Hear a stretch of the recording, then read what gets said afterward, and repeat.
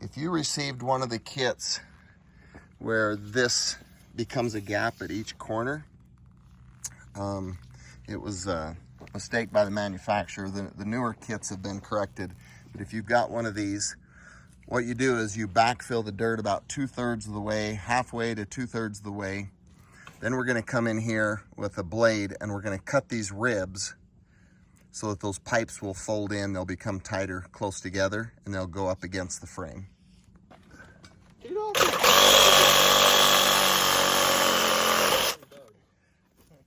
Okay, say that, you're not, get it off.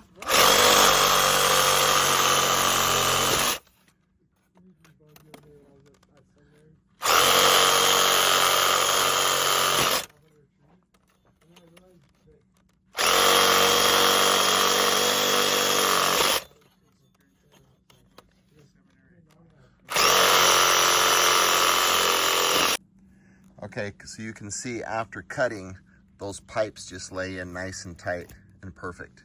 And then you're ready to complete the backfilling.